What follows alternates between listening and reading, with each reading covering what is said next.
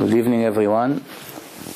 Today, as you requested, we'll speak about Shlom Bayit, which means peace in a family. Just to give you a little bit statistic of what's going on today in the world, in the Jewish world. We don't care so much about the rest of the world, but in our own nation, more than 70% of the couples ended up in divorce. 70% in this generation. Previous generation, it wasn't even 20%. Now, all the 20s, people that are getting married, not only that they get divorced, it's very fast, within 4 years.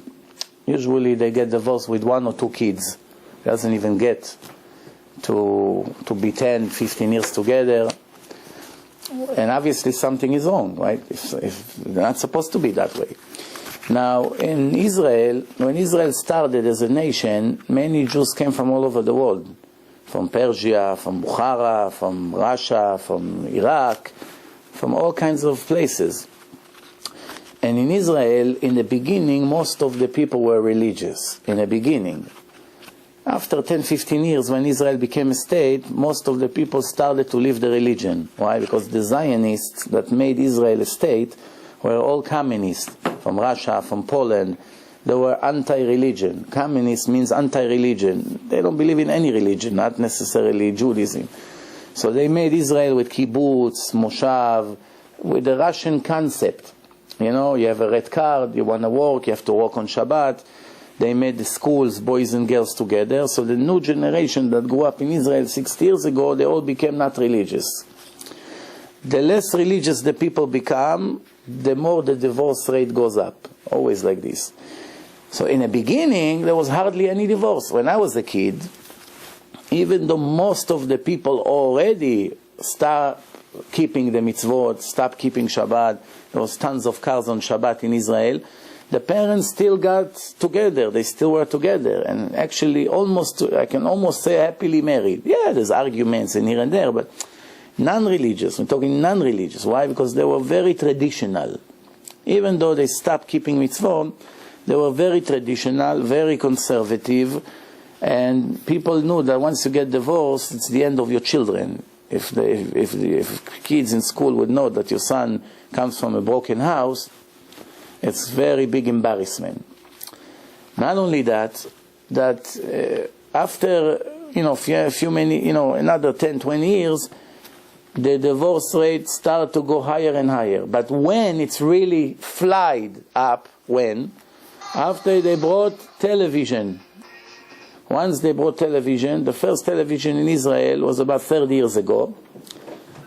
I believe it was black and white in the beginning, 1 channel. Very boring, maybe one film a night. No, so people got excited, fine. Sports a little bit, 1 channel. Over the years, it became worse and worse and worse. The more channels, the more shows, the more divorce. It's interesting. Why? Because the nature of the person is always to compare what he has to what he sees. If he has 1 car, if he doesn't know any better, let's say he goes to a village in Russia, when everyone is very primitive there.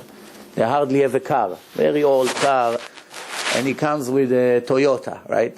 Comes with a Toyota to that village. I'm the best. Then you move him to Beverly Hills with his car. You see everyone drives fancy cars. He spits in his car. Ugh. Just a week after. Same thing with his wife.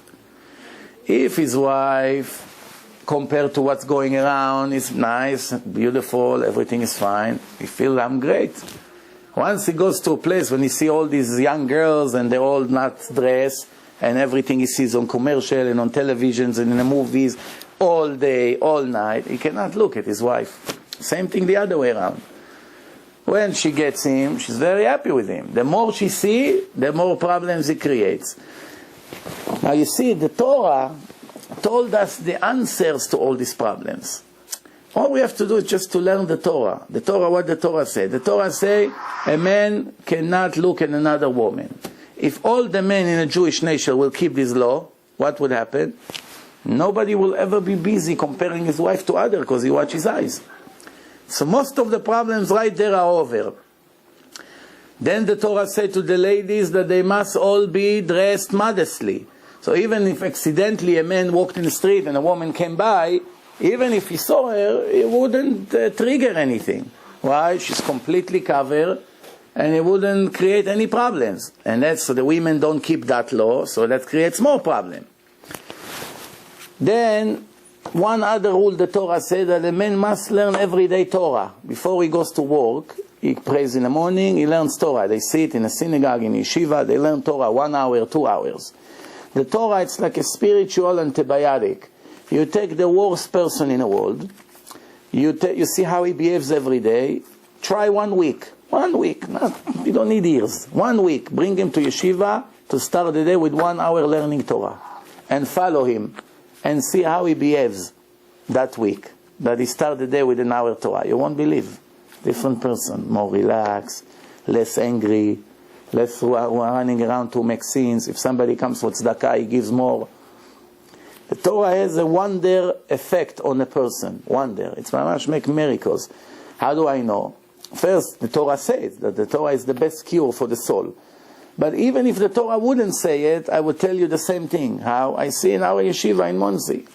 You get guys, earrings, tattoos, ponytail, smoking drugs, going to clubs until middle of the night, wake up at 12 in the afternoon. You bring them for 1 week to the yeshiva.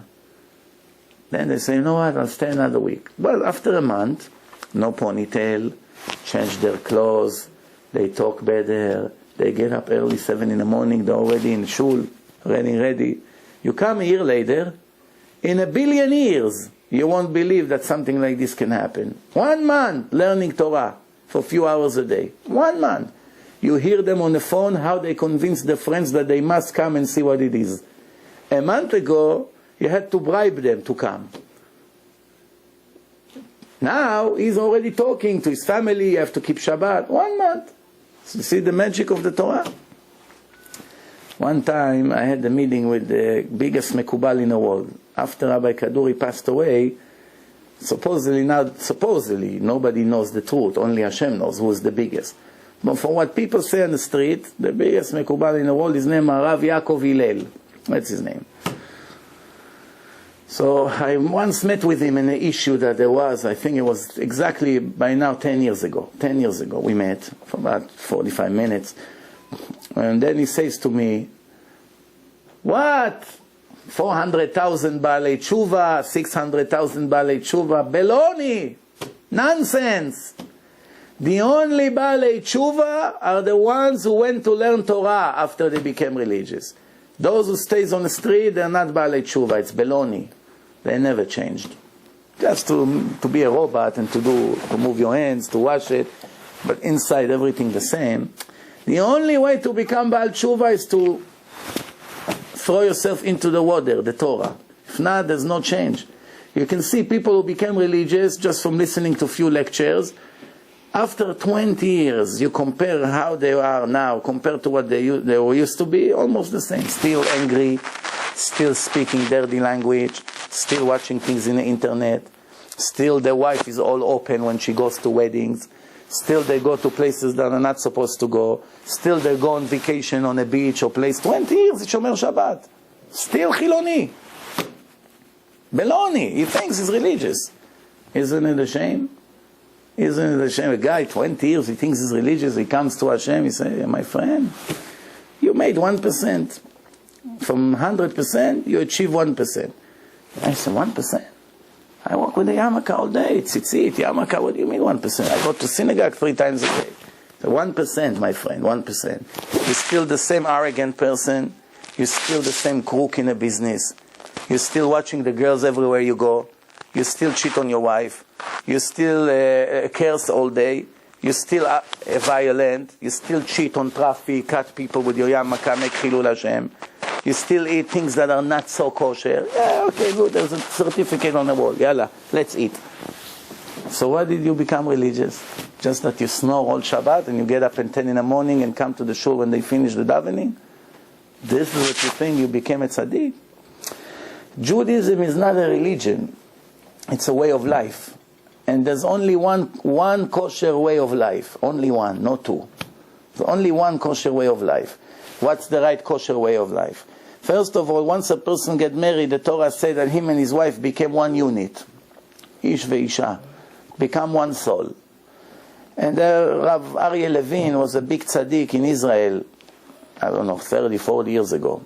When he used to go with his wife to the doctor, if her leg was hurt, he came to the doctor, he said, our leg hurts. Which means my wife feels pain in her leg, I feel just as much the pain. If she's after labor and she screams in the hospital, he stands in the hallway and feel the same pain. If you didn't get to this level, something is not right. A person sometimes is very generous to the whole world, very polite, very nice, he helps everyone and treats his wife like a garbage. Now what does he think? Okay, I admit I don't have patience for her anymore. She drives me crazy. All she wants is money. She wants to, to sleep. She wants vacation. She wants this. She wants that. She wants to be by her mother all day. So I don't have patience for her. But he has patience for everybody, but not for her. So he's thinking, okay, I admit that I'm not so good with my wife, but at least I do so many other great things to people, to the rabbis, to my people in the synagogue. No? I do a lot of great things. None of these great things count. The Torah says if a person is nice to others and not to his wife and his children, it doesn't count. It's a hypocrite. Tzavua. It's all fake. Why? Because we have obligations who we owe. Right? For instance, if a person lend you money without interest and help you out, and a person did nothing for you, who do you owe more? If somebody is in a trouble, let's say both of them has a problem, who should you run to help more? The one who gave you a loan or the one that did nothing for you? This one you owe a favor, right? He did a favor for you. You owe him. You have to be grateful, right? He did help you when you were in problem. Now he's in problem. You have to run and help him. But the nature of the people, you see, the more the people help them, the more they step them in the back. One person came to the Chafetz Chaim. Chafetz Chaim was one of the biggest rabbis we ever had. And he wrote all the laws of Lashon Hara and the Mishnah Brura. So Chafetz Chaim, he came to him, Rabbi, I don't understand. There's one person here in town, he all day speaks against you. He says to the Rav. So what was the Rav response was? You may think the Rav would say, oh, I feel very bad to hear it. Maybe you call him, maybe I'll tell him to stop, or maybe I send him a warning. No, the Rabbi didn't say that. The Rabbi told him, it's strange. I don't remember that I did any favor to this guy. So why is going against me? If I would do favors for him, then I understand the Satan, the Yetzer Hara, try to put him in this trap. Since I did nothing for him, what is he so worried to speak against me? From here we learn a lot. And you see it all the time. Who are the kids chutzpah to? Not to the guests that come. Guests that comes to the house, usually they polite when they talk to them. As soon as they leave, he tells his mother, be quiet. Just do what I told you. Don't tell me what to do. But he doesn't talk to the people like this on the street. But to his mother, all day like this, chutzpah. In a school, if they brave, they also speak to the rabbis like this. The ones who give them their life, they are the worst behaving towards them. But people that they hardly know, they're very nice and polite too. So you see that the evil inclination, the Satan, the Yetzer Hara, always push the person to do what's the worst for him. Not something, he doesn't settle on a little sin. The worst. The worst, always the worst. But it starts small and then it expands. So if a person neglects his wife, there's a very serious problem. Who does his laundry? Who cooks for him? Who speaks to him when he's angry? Who takes care of his children? The Gemara brings many stories of the greatest rabbis in history. And one of them had a very bad wife, real bad wife. If the Gemara says she was evil, wicked, then she was really wicked. And his students were telling him, Rabbi, we can see how much you suffer from her. Why don't you just give her a get? It's bothered the student, the Talmidim, why the Rabbi suffers so much with her?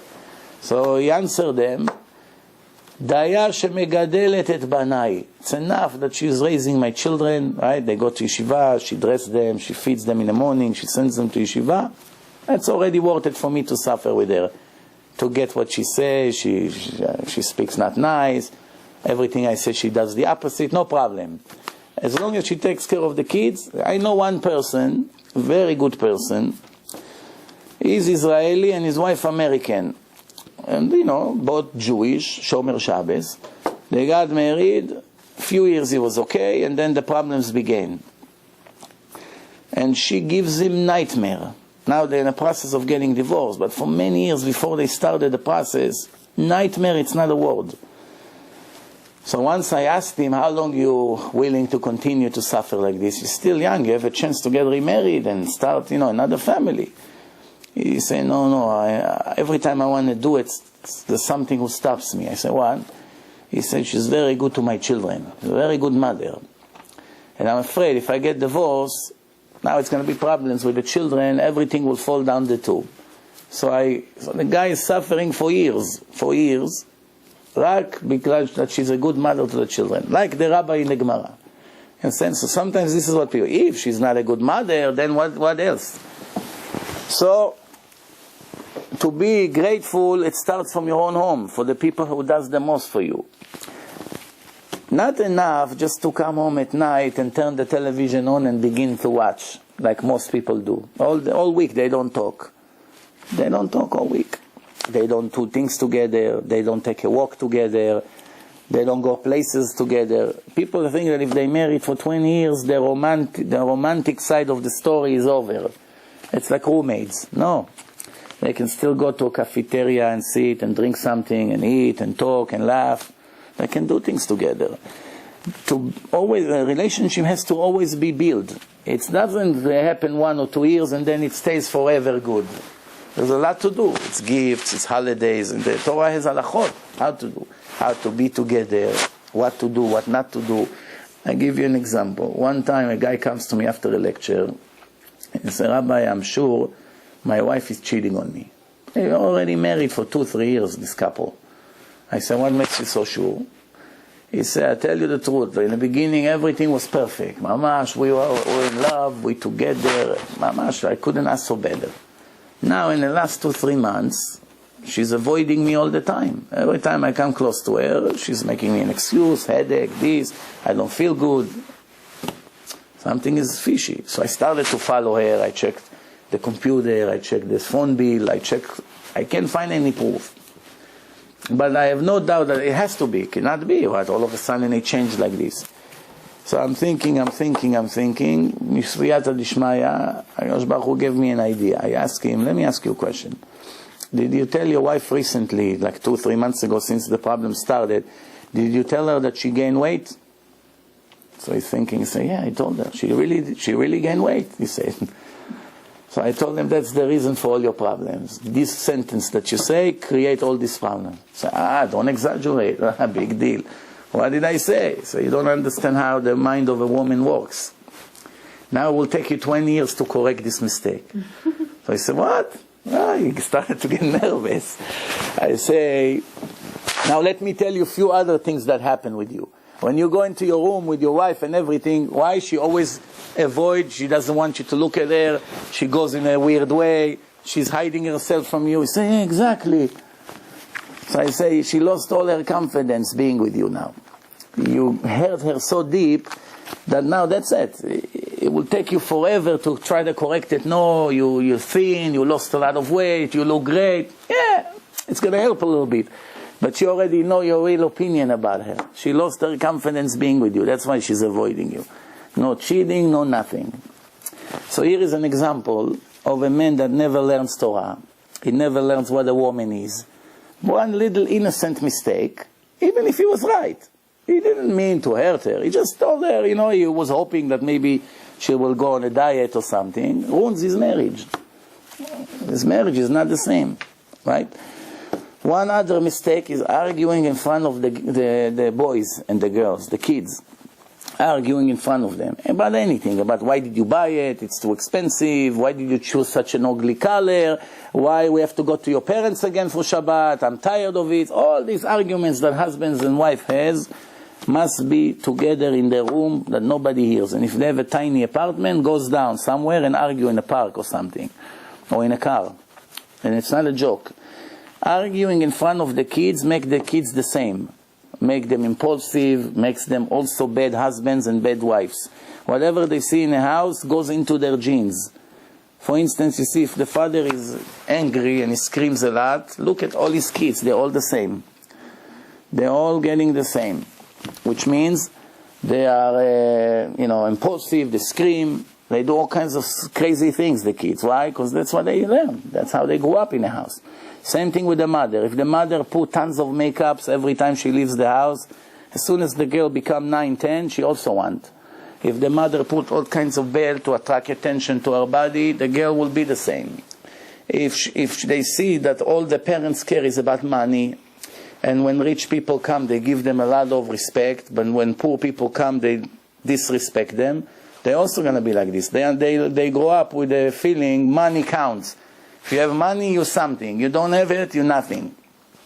Or also when a rabbi comes to the house, they see how they treat him. If they're extremely nice and they give respect, so they say, oh, that means the rabbi is an important person. So they also grow up like this. It's called emunat chachamim. You see, by like the Moroccans, by the Bukharians, even if they're not religious completely, they give a lot of respect to the rabbis. Most of them. It's always an exception to the rule. But other nationalities, nothing. Treat the rabbi like he's garbage. They don't care. He comes, they come. They won't rise. If he talks, they scream. They don't care. And it's affecting what comes after, the kids. So you see that an example in a house basically determine how your kids is going to be. Also, man thinks that my job is to go work out of the house, bring parnasa, and that's it. From this moment on, I come home, I'm the king. I don't have to bother making myself tea. I don't have to bother making myself a meal when my wife don't feel good, or shopping, or to go buy stuff for Shabbat. It's all the wife's job. It's enough I pay for a maid, a cleaning lady, whatever, and don't bother me. I'm giving you money, you have a maid, or you have a cleaning lady lives in a house, or comes twice a week, whatever it is, leave me alone. It's not true. The man has to help in the house. He has to help in the shopping. He has to help in driving the kids to school when there's no school buses. He has to help. Today, the women are more spoiled than the previous generations. 20, 30 years ago, a woman could take care of 9 kids easy. Do laundry with a hand. Take buses. There was no, like today, fancy cars everywhere you go. Take buses. Sometimes change 3 buses. Sometimes 3-4 hours just to get to the doctor with 5 kids in a bus. That's how everyone was. There was no diapers yet. I remember, it's only 1 generation ago. When I was a kid, there was no diapers. The baby made, you have to wash think about it. See, the diapers was from material, not disposable. And the laundry machine, there was no dryers.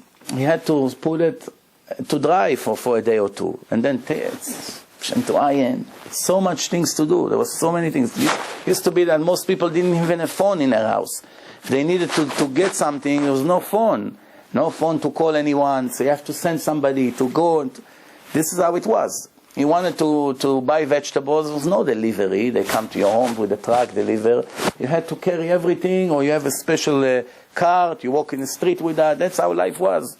And the people worked 10 times harder than today, and they didn't complain, and they were much happier than today. The more spoiled we become, right? The more spoiled we become, the more we complain. Laundry machine, washer machine, 2 maids in a house, a car, everything is automatic in a house, a dishwasher, everything, and the wife is always tired and always depressed. That's the situation today. So we see that what Hashem told us, it's not an exaggeration, it's the truth. What's the truth? The Torah says, Adam la'amal yulad. When a person is busy, is active, he doesn't have time to get depressed. Only when he's lazy and resting all the time, his mind begins to think. Look at this, look at that, what's going to be with this boy, what's going to be with my daughter, what's going to be with my in-laws, what's going to be with my sister-in-law, she drives me crazy, all these things. The Chazal say, when the mind is open to think, he's always thinking about negative things. That's why when a person is busy learning Torah, he doesn't have time for all this nonsense. For jealousy, for career, for vacations. I always say, people call me to ask me about vacations and things. And I tell them I didn't take vacation for 15 years. Never, not one time to go anywhere. What? 15 years? How can you do it? I said, not only I didn't take vacation, for me, if you give me a free vacation, and believe me, I have a lot of people that have nice houses in places, and they're really dying to send me on vacation to relax over there. For me, it's a punishment to go there. It's a punishment. Yeah, people tell me I have a house here, I have a house there, I have a house in Florida, I have a house in overseas, in places, even in Israel. Go here, take the key, take your wife, go. For us, it's a punishment. It's one thing, it gets to a point that to go to the airport with all these things, with the luggage and worry about the kids, if they go and if they do good in school, if they got to the bus on time, if they took lunch, maybe the maid that will take care of them doesn't know exactly what to do, could be there's an emergency. Just from all these things around, how can you enjoy it? We say, you know what, we're very happy where we are.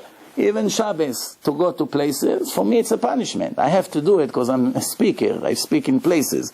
Now I'm going at 4 in the morning. I have another lecture now. I'm going after the lecture to the airport. I'm going to LA until Monday. For me it's a vacation. It's the biggest nightmare. Especially now after the bomb attack that they had. They told me 3 hours before domestic flight. 3 hours before. Can you believe what's going on here? So that's it. So you have to know now a few more things before we finish. I just want to make a few more things very clear. The source of the blessing in the house comes from the wife. The Zohar, the Kabbalah explain that in heaven there is a tree, a special tree. And the tree has a root and there's branches that are coming out. And each branch is something in life. Branch that it's blessing with the children, education, health, living, money, parnasa. One branch has 2 things come from that branch. Very interesting. What's the 2 branches? This branch, the woman and the money connects to the same branch. So the Zohar, the Kabbalah explain that if a man is looking at a married woman and enjoy from her, if a man looks at a married woman and enjoys from her body or from her look, when she's not modest, it's affecting her husband parnasa, her husband losing money at the same time. Now you may say, we know a lot of pretty women that walk very not modest on the streets and their husband make millions, true, but if their wife will be modest, they make tens of millions. They are definitely paying the price. If they only knew how much it costs them the way their wife dress on the street, they would handcuff her not to walk like this. I'll give you anything you want. Just do me a favor. Do not walk like this on the street. Whatever you want. I know one guy that offered his wife $1 million gift if she will cover her hair, and she doesn't agree. All of you looking, wow, my husband didn't offer me $5 to cover my head. So you're lucky that you did it for the mitzvah, not for the money. Because even if this woman would agree, she won't get rewarded for that from Hashem. She got $1 million, that's your reward. Put a piece of thing, a hat on your head and get $1 million cash, it's a very good deal, no? You still want reward over there in the next life? Come on. But the people who cover their head after they get married, every second of their life is a mitzvah. Nobody enjoys from her beauty, only her husband. In this generation, everything is the opposite, the way it should be. First, her husband comes home 7, 8, 9 at night, after a horrible, hard day, pressure at work, traffic. He sees his wife, she's 25, look like 70. Right? She doesn't take care of herself when she's in the house. But if she has to go to a doctor's meeting, appointment, or to the supermarket, 20 minutes, she become a model. What's going on here? When she goes on the street, she makes sure she's dressed top of the line, beautiful jacket, lipstick, makeup, fix her wig, she takes off the things, put a beautiful wig, and goes on the street. When she comes home, she throw everything, clean her face like this, put a pajama, whatever you call it, and her husband come and he sees her like this. And then they wonder why there's so many problems. It should be the other way around. All day when a woman walks in the street, she should be as less as attractive as possible, for nobody to look at her even. When she comes home, oh, my husband is coming in 20 minutes, let me get ready. I'll be nice. Why? First, he's proud that he has such a pretty wife. The little that is here, an hour or two a day, she might as well be presentable. Also, it says that a couple shouldn't be together during the day, only at night. And if they have no way to be together at night, for whatever, let's say he's a doctor, he works night shift, if they agree to be together in the day, if they have no choice, to make sure the room is very dark. So, what's the point here? Because sometimes the wife looks very pretty when it's dark, but if you put tons of light in her face, she's not so pretty. Chazal says, let him enjoy from his wife the way she is in a normal darkness. Why? If he will see something he may not like about his wife, Chas v'shalom, he gets disgusted and he will make the marriage worse than before. Even to these tiny details the Chachamim were thinking about. And you know what? I have guys that went on a shidduch 2 or 3 times to dark places and they like the girl very much. They're ready to already propose to continue. And then all of a sudden they went to one place during the day and then changed their mind completely. Why? Because this is the way we are. It's not only by women, it's by men also. So every little thing counts. He's with me 20 years. What's the big deal? 20 years is with me. I know a woman, before she goes to sleep, she puts makeup. Yeah, why? That her husband never will see her without her.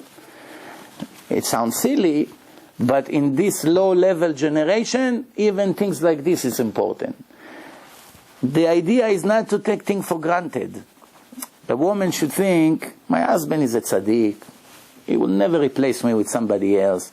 He won't even look. The biggest tzaddikim in the world almost fell. Even look at Yosef HaTzaddik. The only person in history that Hashem put a stamp on him, tzaddik, righteous.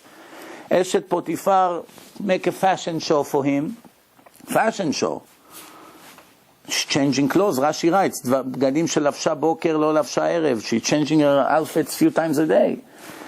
Just when Yosef was about to make a scene with her, he saw the image of his father Yaakov. If he wouldn't see it, he'll make a scene with her.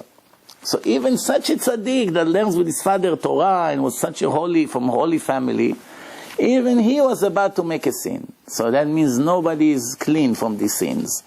The Gemara says Abaye walked one time and he heard the neighbors are talking. The boy and the girl, the guy wants to go from Jerusalem somewhere and she heard and she wants to get a ride with him on a carriage. And he agreed. And Abaye is one of the chief rabbis of that generation, an old person. He heard that they're going together day and night in a carriage. So for sure this young couple will make sins. For sure. Let me follow them. For 3 days he's been following them. He left everything. What? In case they're about to make a sin, I'll jump and I scream. After 3 days, they did not touch one another. They got to the intersection. He has to go right, she has to go left. They said, thank you very much for the ride. All day they spoke divrei Torah. He's telling her halachot. She's asking him questions. No, couldn't be better. The rabbi fell on the floor and started to cry. Somebody passed by, see the chief rabbi sitting on the mud. It wasn't roads like today, nice, clean. It's mud. Sits in the mud and cry. Rabbi, get up, what happened? Who died?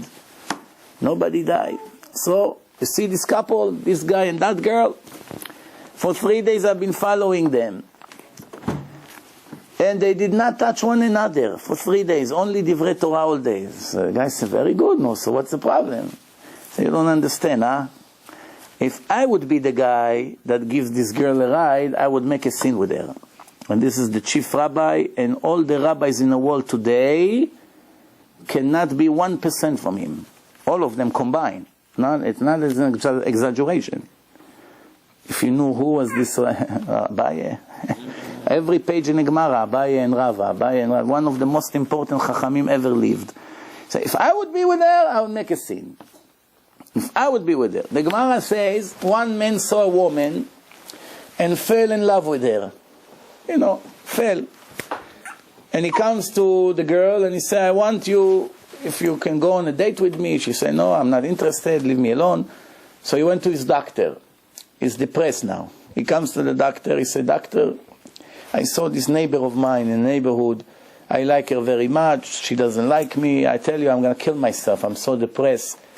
I fell in love. I cannot do anything anymore. I'm becoming sick now.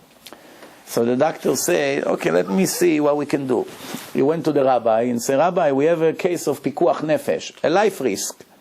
A Jew is about to do something to himself, or from a broken heart, he may die from sorrow. So the rabbi says, so what do you want? He said, maybe she would be with him only one time, and that's it. The rabbi say, it's better he'll die, and the girl will not agree to let him touch her. Few days later, the doctor came back to the rabbi and say, Rabbi, okay, I have another suggestion. What's the suggestion? The girl will walk near him. She put a nice clothes, and she walk in front of him, let him see her a little bit. She smiled to him, how are you? That's it. No touching, no nothing. The rabbi said, no, the law says he better died and she won't agree to walk in front of him. That's it. And the doctor came back and say, okay, rabbis, she won't walk in front of him. No contact, no vision. She will be in one side of the wall, and he will be in the other side of the wall, and let them talk 5 minutes a day. Today we call it telephone. Talking on the phone. Nothing else. Not chas v'shalom, bad words. So we're talking 2,000 years ago, the people were very, very modest. How are you today? What do you do today? I'm going to learn, I'm going to school, I'm going to work, I'm going to yeshiva. My father doesn't feel good, I'm going to help him. Whatever. Nothing. Just to talk 5 minutes, to give him 5 minutes attention. The Chachamim say, let him die, and she won't agree to talk to him on the phone 5 minutes, beyond the wall. Let him die. Why? The holiness of the Jewish woman is above anything you can think of. You don't compromise on that. No matter what, you don't compromise on that.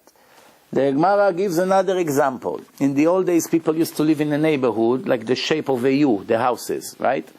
And then one side of the street, it's open to the public territory. So they have in the middle of the neighborhood, a place they put the horses, the camels, it's like what we call parking today, right? So they park the camels, the donkeys. And what happened? People also used to do laundry. There was no laundry mat. You put quarters and everything comes an hour later ready. They had to do laundry with their own hands. So people used to go to the lake, to the rivers, and do laundry. They take the donkey with the carriage, they do the laundry, and they come back home. So the Gemara asks, what happens now when a neighbor wants to make a hole in the ground, put a little bit cement on the side, put water with soap, and do the laundry there? In the middle of the neighborhood. So the Gemara says he cannot do it. He has to ask permission from all the neighbors. If all the neighbors agree,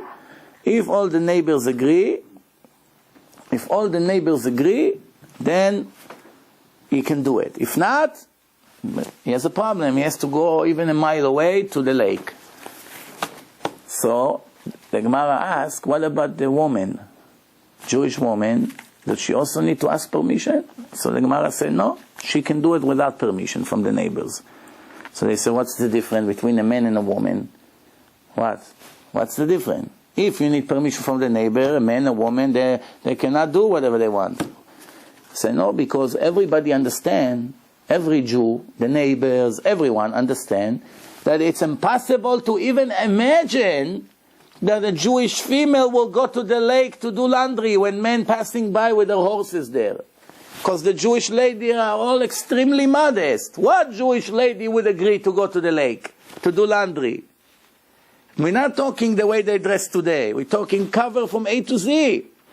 Just bending a little bit, cover completely, and do laundry by the lake, when men also come to do laundry. So since it's impossible to even imagine that the children of God will go and do such a thing, because modesty is a holy thing, then she doesn't need permission. Everybody agree. They have no choice. Because if they won't agree, tomorrow their wife will have to go to the lake. You see? That's how it was. Look at today. And then you understand why we have 70% divorce rate. In the time of the Gemara, if there was one divorce case a year, my rabbi told me that when he was a kid, so we're talking 50 years ago, when he was a kid, he told me one time he went with his father on the street, and the kid heard somebody say the word gerushin in Hebrew, divorce. So he asked his father, the poor kid, Abba, ma ze gerushin? What is a divorce? And he says his father gave him such a smack because it was such a horrible word 50 years ago, nobody dared to say it on his mouth. Like today, God forbid, when they have cancer in Hebrew, people don't want to even say the name of it because everything goes after what comes out of the mouth. Bad things can come to the person. So they say the disease, the disease. They don't say the name. Hamachala. And everybody knows what they're talking about already. Same thing, it was to say the word Girushin, divorce. Nobody can even imagine to say it. It's like Chaz v'Shalom, the worst curse. So when the boy said it, his father got shocked. He gave him a smack. A reflex. Why? This is only 50 years ago. He's about 62 today. He was a kid. 50 years ago. 50 years ago. That's what it was. People had dignity. People didn't sit in front of the television and saw 500 women in 1 hour. They didn't. If they wanted to see a non-modest woman, you know how long they had to travel until they found a prostitute somewhere? And even the prostitutes, the Gemara described them that when they wanted to attract a man, they used to lift their skirt to their knee. That's it. That's a prostitute of the old days, some Goya that has a place. Everything is in hidden doors. Not like today, Hashem Yirachem, they put signs in the middle of the highways in Israel. Your wife reached 60? Dump her, replace her with a new Russian immigrant. They show picture of Russian girls that came, all these goyot that came from Israel. In Israel, big sign on the street. Believe it or not. That's how low we got. Worse than America. You should know that what they show on television in America, as despicable as it may be, is nothing compared to what they show in Israel. In Israel, the censor is not as strict as here. Here, there are certain things they won't allow kids to watch in a time of the kids and something. But in Israel, Hashem Yirachem, what they show. The worst thing you can think of, the worst. The worst. Mamash, the worst. The kids they see it.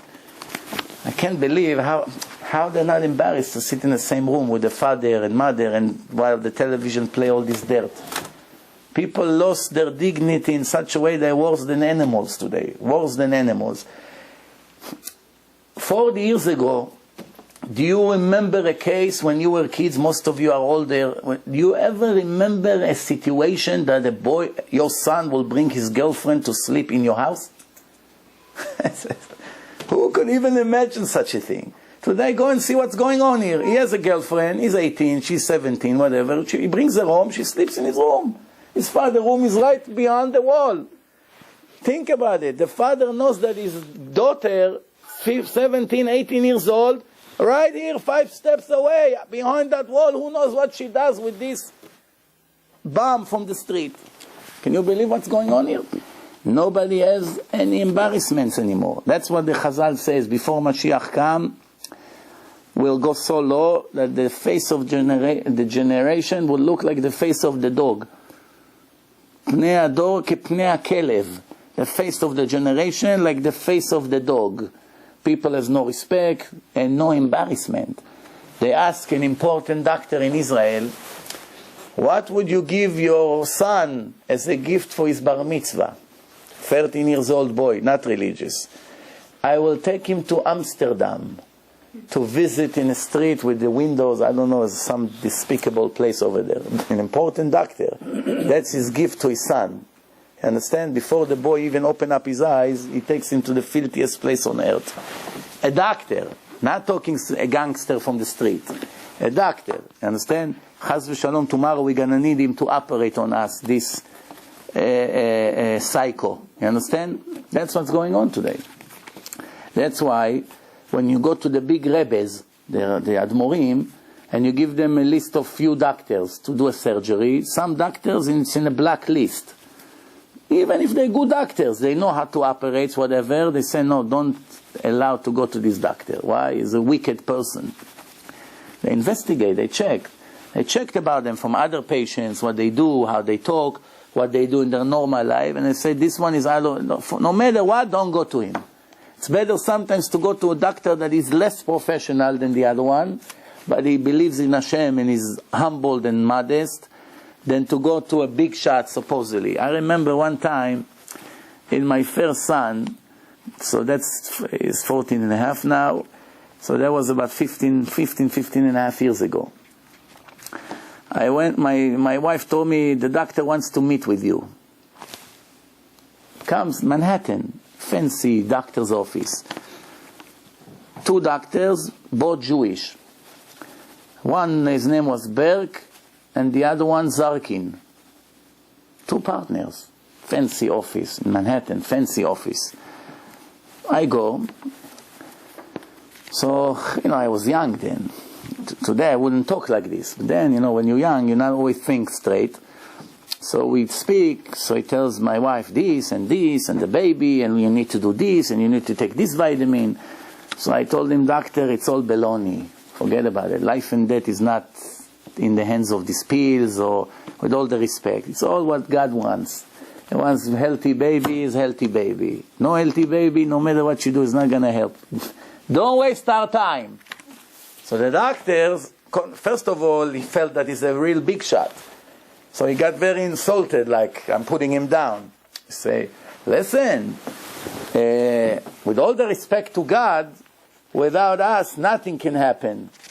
I say, you mean the opposite. With all the respect to you, without God, nothing can happen. As we speak, the other partner comes in. I am your doctor. So I'm the one who will deliver the baby. Speaking to this one, right away, I told my wife, this guy, I don't like him. She said, I'm telling you, it's crazy. She said, what do you mean? They are important doctors. I'm telling you, he's a psychopath. It's crazy. A year later, he delivered the woman, and with his knife, he tattooed something on her stomach, his initials. You hear that story in the news, all over the news? I don't remember his first name. He put the first letter on her stomach. And he lost his license, and they dumped him. I think he even went to jail, and he paid a huge fine, lawsuit. All over the news. She said, you are right. He's a psychopath. The ego goes so high sometimes that they lose, they're not normal anymore. They lose their mind. Just that you know, the Gemara warned us from lawyers and from doctors. What destroyed America in the last 20 years? Everything you see today is results of what they did to America. The doctors and the lawyers. Encouraging lawsuits, sucking the blood of every company, everywhere, every little thing. Lawsuits, millions.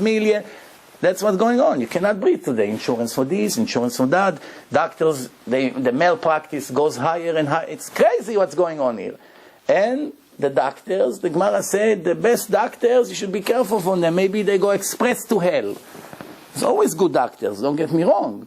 But the Gemara said, be very careful for them. Why? For 2 reasons. One, they take the credit. They think they cure the people and not Hashem. So Hashem cannot stand it when they think life and death is in their hand, or they feel great. Thanks to my brilliance and I was precise in a surgery, the life of this person got saved. And what's the second reason? Because over the years, when they see so many patients, they lose the value of life. They don't care about the patient. Sometimes you come to the doctor, even dentist, when he gives you the shot, there's 2 ways to do it. With patients that you don't feel pain, or 1, 2, 3, and you scream. You see, they don't care. Right away. Why? They don't care you scream. They don't care about your pain. They don't care that you lay down in a hospital, sometimes 3 hours until they come and ask you what's going on. Why? They got used to it. When people died, sometimes, not all the time, don't get me wrong, sometimes they don't even care. It's like nothing. A minute later, they take their bagel and eat, or their sushi that they order. And a minute ago, he saw a person dead. He came out of the room, opened up his bagel and eat. If we will see somebody who died, at least an hour we can eat after, no? Feel horrible. Wow, I just saw a body. Feel terrible. No, I don't want lunch, thank you. I'm not hungry. I lost my appetite. They tell a joke after. It's normal, and the Torah said to us we have to be very careful. We have to always express feelings for the others. So let's conclude.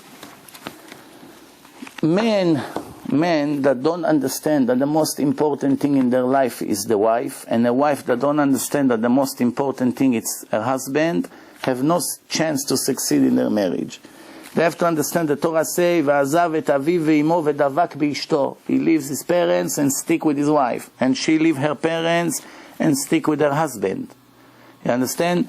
And if they don't do it, it's just going to be roommates running the house as roommates, and the kids will recognize it, and there's going to be a lot of problems.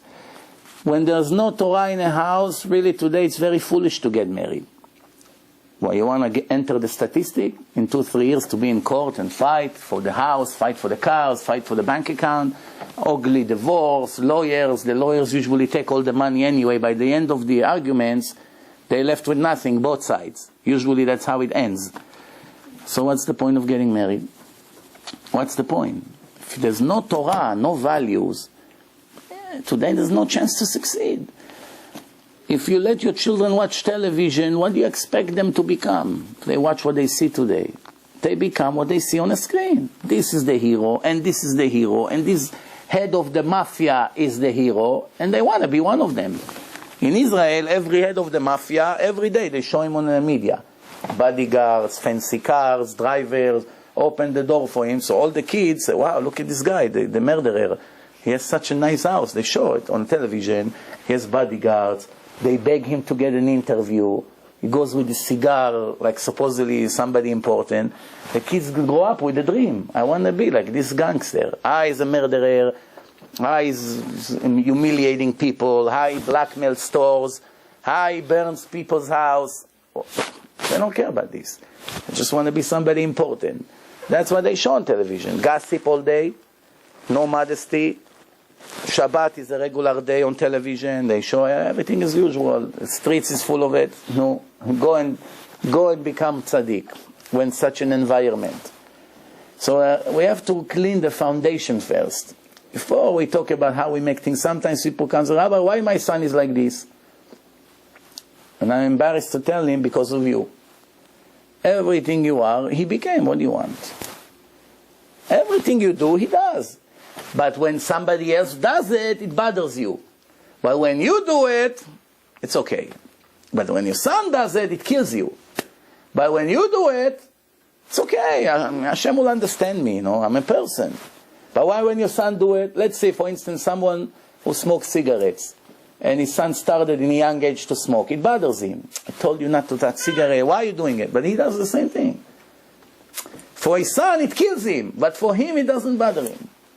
If he lies all day, it doesn't bother him. If his son lies, it kills him. How many times I told you, stop being a liar, it's going to ruin your life. And yet, 2 minutes later he gets a phone call, and what happened? He says to his son, say I'm not home. Just 2 minutes ago I gave him a lecture about not being a liar. 2 minutes, time is running out.